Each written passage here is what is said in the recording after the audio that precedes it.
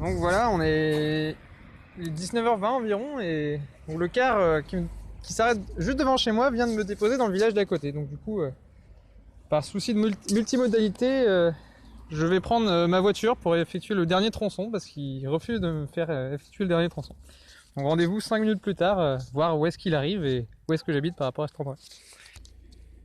Bon là je vais vous montrer un petit aperçu de la route, donc je vais essayer de poser mon téléphone et voir la route que usuellement je prends à vélo parce que je suis pas toujours la voiture. On a décidé d'utiliser qu'une seule voiture, pas par souci vraiment d'écologie, plutôt pour le pognon, hein. Ça coûte moins cher, les services publics c'est plutôt rentable disons. Allez on va voir ce que ça donne.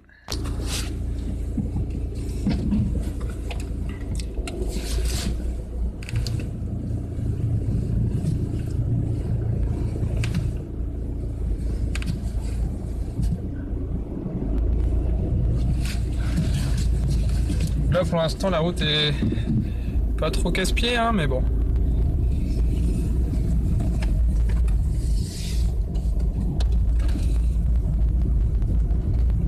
Je vais essayer de rouler doucement pour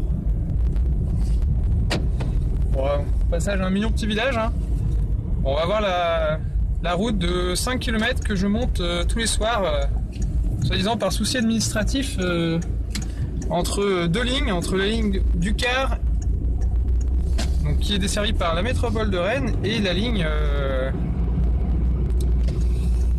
de bus, la ligne de car pardon pour la région et la ligne de bus qui dessert la commune également.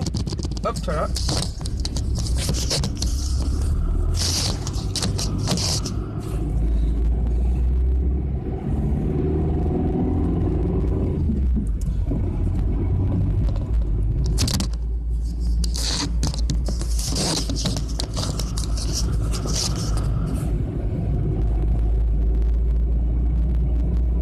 La route fait à peu près 4 km 5, 4 km, 5 km à peu près.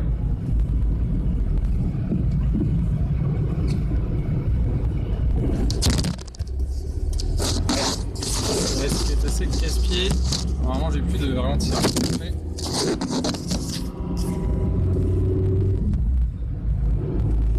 Voilà, là on arrive sur une partie assez marrante. Donc vous voyez au fond c'est l'antenne de Becherel et là c'est c'est la départementale.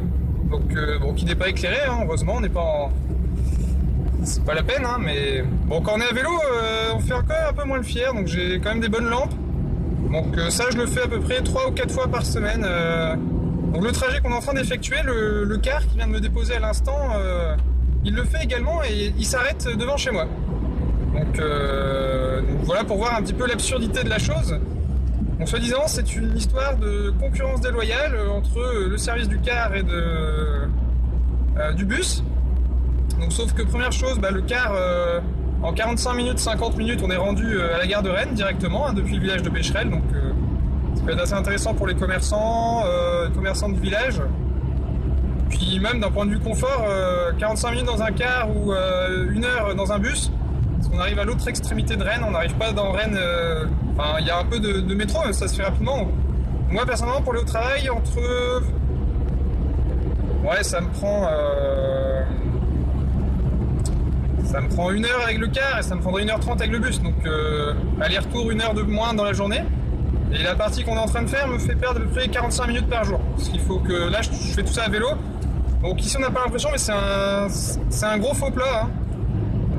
Vous allez voir les virages, j'espère que le téléphone va rester... En descente ça va, en descente il fait jour, tout se passe bien. Bon c'est pas parce qu'il fait jour que c'est moins dangereux, j'ai failli me faire renverser 1 fois ou 2 quand il faisait jour. Jamais quand il faisait nuit pour l'instant, donc c'est peut-être grâce au couvre-feu, mais bon... Donc là on arrive dans une zone, vous allez voir, assez dangereuse. Donc il y a des virages sinueux tout du long et surtout la glissière de sécurité sur la droite. Ça m'est déjà arrivé de dérailler juste avant et c'était plutôt casse-pied.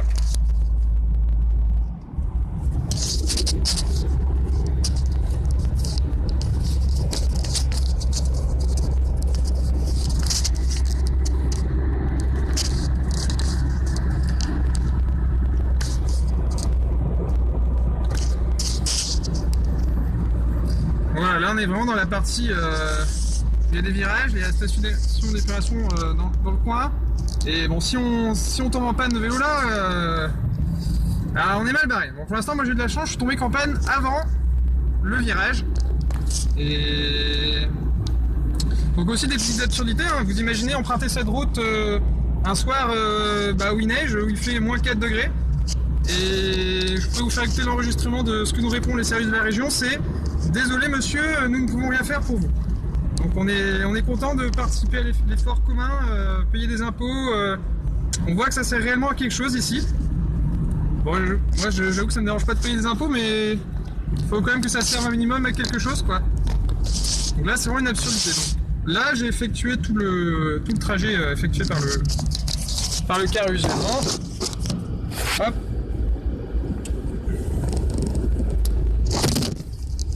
On va monter jusqu'en haut dans Becherel, donc globalement vous avez vu le trajet, donc là c'est en côte. Ouais, je trouve la vidéo, il n'y a pas grand chose d'intéressant. Donc c'est une côte qui est assez longue. Bon, moi comme je suis assez sportif, j'arrive à la monter tous les soirs. Il y a d'autres personnes à qui on refusait l'accès justement dans ce village qui était déposé en bas, là où je vous ai montré. Donc là on a fait à peu près 4 km 5 km. Donc il y a une grosse côte, hein. Donc un Becherel d'ailleurs, ça viendrait du breton pour signifier une hauteur, donc ça porte bien son nom on dirait.